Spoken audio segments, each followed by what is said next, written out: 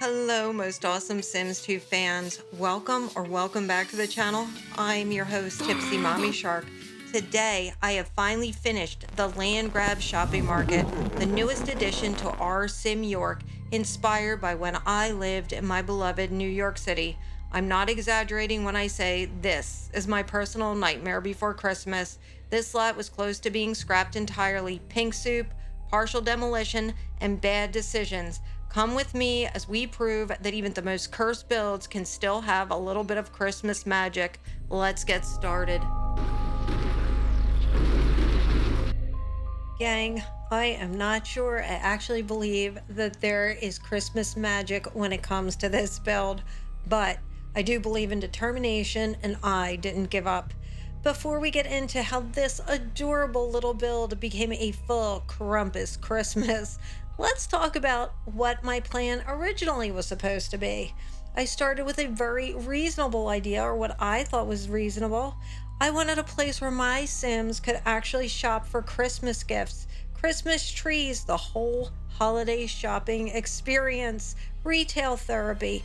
I even had picked the perfect person to own these shops. I had it all planned out. Then I discovered the Sims 2 artist's adorable sales stall.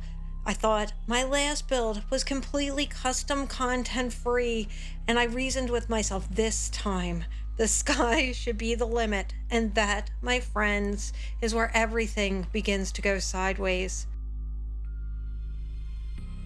At this point in the build, I've already had one full crash, but honestly, I didn't think much about it because it's The Sims 2 and it can be really temperamental. I also hadn't saved at all, which is why you might notice some of the roofs have suddenly changed color, that they weren't blue before. And that was just because I had rebuilt from memory and had not started recording again, but we're going to pretend that everything is fine. Now, let's talk about the building in the back. My idea was that the middle shop would be a chocolate shop.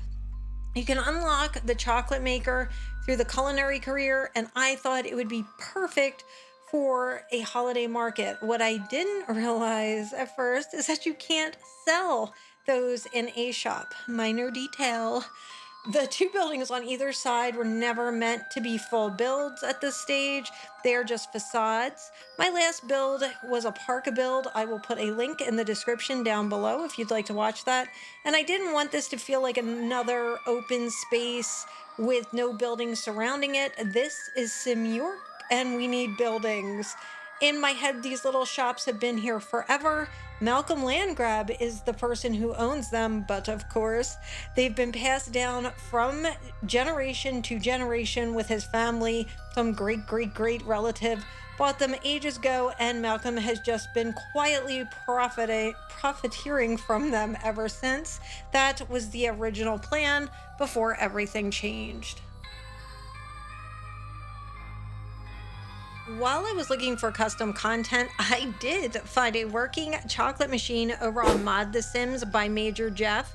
This awesome little contraption makes chocolate bunnies and plum bombs that your sim can eat and luckily sell, which immediately rekindled all of my hopes and dreams for the Land Grab family. That wasn't my only issue. I did run into some problems with our sales stalls. The Sims were walking through them like they didn't exist off to the sides. I tried downloading some invisible fences and they just would not even show up in my fencing bin. So I ended up using half walls, and you will probably see them. And honestly, I don't think it looked bad at all. And that keeps my market open and walkable without my Sims passing through the kiosk like they believe that they are ghosts. For those of you new to my channel, we took a basic downtown and are turning it into a very Sims 2 version of New York City. If you'd like to catch up on how we got here, I will put a link in the description down below. I like how the build is looking at this point. I feel our facades in the back are already making the area feel a lot more like an actual street and like a city block maybe, or a corner. I added the Christmas tree stall in the front early on because we had to have that. I loved walking through my uptown area and smelling the Christmas trees in New York. I also felt we needed a stand for toys, one for fireworks, because I was thinking ahead to New Year's Eve. And I felt that that was really on brand for Sim York for people to be planning for the next holiday before this one was even over. I also added a kiosk with jewelry sales rack, and I'm going to be putting in a perfume one as well. Because whenever I think of the little holiday markets, I always picture handmade jewelry and like small bottles of maybe like perfume or essential oils, the things that feel personal but maybe impractical, the kind of gifts you're gonna buy because they smell nice or they look pretty and not really because anybody needs them. So it's that mix of practical and completely unnecessary is the vibe that I'm going for here. I wanted it to feel like the kind of place where you're gonna wander around and get distracted and leave with some kind of impulse buy that you didn't really plan on. Jumping to the back buildings, I found a Sims 3 to 2 conversion for a subway station and it blew my mind. Of course, why wouldn't this exist? So naturally, I converted the bottom two floors to the building to the right of the chocolate shop into a full subway station with restrooms, vending machine, because nothing says holiday shopping market like a tiny train full of Sims hurling past a chocolate stand. This is exactly the kind of property that the land grab family would have drooled over. It makes total sense now. Constant foot traffic, potential chaos everywhere, and people who might accidentally bump into a jewelry stand. He, I'm sure, is making a fortune and probably would enjoy watching a few Sims get lost in a subway on their way to buy a teddy bear. Honestly, seeing the Sims swarm through the subway and spill into a market made me love this idea even more. It's chaotic, it's crowded, it's ridiculous, and it's absolutely New York. After putting the subway station in the bottom of the one facade building, I just couldn't leave the other one empty and sad, so I'm going to have to do something in that shop. You should have seen me already sneak our chocolate machines into the upstairs of the candy store, and I am going to set the prices of these chocolates to outrageously expensive, like a land grab level luxury, the kind of treat that only Sims with super deep pockets can afford. In the other shop to the left, I go to the second floor and I put the flower making station, the toy bench, and the pottery making equipment there because I was thinking maybe I would put some of these items out in our market. But if I couldn't fit them, then maybe we could put these handmade items into the little shop below and make it like a teeny weeny boutique. Meanwhile, I was still humming holiday tunes, having so much fun. I was hanging lights, arranging wreaths, decorating windows. I was having so much fun with the storefront windows because I wanted them to feel like New York City at Christmas. The ones that are overdone, telling a little story all of their own. I wanted that my Sims to stop and stare even if they were freezing on the sidewalks. I had fun layering the windows and stepping back and adjusting and adding just one more detail. And through it all, I kept saving. As I'm watching the footage back now, it's like I knew in the pit of my stomach that something wasn't quite right. It's almost as if the lot was sitting there, smiling politely, waiting for me to get comfortable again before it does what The Sims 2 does best. Because nothing says holiday magic quite like a cursed build waiting in the wings as it loads chaos in the background. In order to move forward with the build, it is at the point where I need Malcolm Landgrab to officially purchase the lot. And that part was easy with the Open for Business expansion pack. Once he owned it, he and his loyal associates began producing chocolate and toys for the market and the surrounding shops, and I started setting items for sale. Things were finally clicking into place, and for one brief, beautiful moment, everything was going according to plan. Then the error popped up. I tried to hit reset once, twice, again, nothing. The game was very calmly informing me that I really had but one option, which was delete. When I clicked it, the game immediately erased a major piece of custom content, one that I loved, and I had no intention of losing. It was my beloved nativity scene. I just stood there staring at the screen, bargaining in real time in my mind. It's old, I told myself. It's from 2006, practically ancient, a fossil. Obviously, that had to be the issue. And I did the single most dangerous thing a Sims 2 player with custom content problems can do. I saved the game and kept going, because clearly nothing was wrong. I had a chocolate shop to set up, windows to decorate, and no time to acknowledge that there could have been a problem, because everything was fine. Just fine. As I was pricing things, I really hated how everything was looking. The shop to the left of the chocolate store was no longer going to be whatever the heck it was trying to be. Instead, it became the old kite shop. The minute the idea took hold, I loved it. Something about that just worked for me, and after losing my beloved nativity scene, I wanted the win. This became my emotional support kite shop.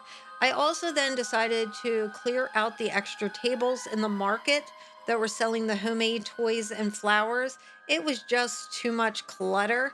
I did end up keeping a few of those flower arrangements on my sales desk because they give off like a subtle little scent effect, and that will give your Sims that are near them an elevated mood boost, which felt exactly right for my cozy winter market. Less clutter, more intention. I had Malcolm hire some extra staff, and it was finally time for a test run. We were going to open the business. And then, to my horror, pink soup. Yes, I said it. Pink soup. The buildings that I had used for hood decoration had turned into a full-blown graphical nightmare. I had run into this issue with these same exact items back in the Sims 2 Ultimate Collection and had to pull them from my Sim York entirely. But recently they had been updated, and now Sim York is in my Sims 2 Legacy Collection. They had been behaving until now. I am thinking it was maybe my G shade, but maybe the Sims 2 just really, really hates me. Oh, and I had had a crash right before all of this, but smugly I had saved, so I ignored it. But I couldn't ignore this one, not so much. And my Sims would just be as happy to toss around a football like everything was perfectly normal. Beautiful, isn't it? As we left the lot, the game crashed again. So I removed the offending piece of custom content, and I knew everything would be fine. Let's just focus on what the lot was actually meant to do. Let Sims shop for Christmas gifts and enjoy the market the way that it was intended. So I decided to let MARCIE Christie play test our lot. You may remember her from a few of my videos. She survived Camp 3 Lakes, and so I aged her up, and she is living in a brownstone basement apartment. She was briefly trapped on the ice skating rink of doom, but at this point, Marcie's seen things. If anybody was qualified to play test this lot, it's her. I'm going to leave a link in the description below if you need a refresher on Sim York's most battle-tested sim. I had Marcie try to buy items from market stalls, and nothing would ring up even from inside the stores. The cashiers were all standing there perfectly. The stalls are staffed. Everything looked correct, but the game simply refused to cooperate. If you listen carefully, you may hear my internal screaming. The problems were stacking up one after the other. It was like I was on a roller coaster just headed straight down, and I am in rage quit territory at this point. And then the realization hit me. This build video is never going to be finished before Christmas. And then there was another internal scream. I figured maybe this video can be out by New Year's. So I demolished the stalls and expanded my little kite shop on the left. And everything actually worked. It finally worked. And if you've been listening to this video this long, I feel you're emotionally ready for the rest of the story. I finished the build and moved on to editing. I did my intro and opened my editor the next day, only to realize my removable hard drive had crashed, taking all of my footage from this build with it. I luckily was able to recover almost everything, but none of this final stretch of video. The build had survived, but the footage had not. I went to grab some extra footage of the rebuild, and classic me, I didn't check Malcolm's mood before letting him play with the weather machine. Instead of a gentle, Instagram-worthy snowfall, fireballs rained down from the sky onto my lot, and I could do nothing about it. I genuinely began to think The Sims 2 had finally decided to torch all my hard work just for fun. You can actually tell my mood by the windows of the newest part of the build. The original shop windows are beautiful, glowing, and perfect, and the new ones, a broken dresser, a wolf man staring at you like, yep, you're doomed. I do now also have more information about my crashes. I am getting an error that says EP9, which is probably a ticking time bomb because the only thing in EP9 is my G shade, which is probably sniggering at me with my Sims 2 like sadistic little gremlins, but I still love Sims 2.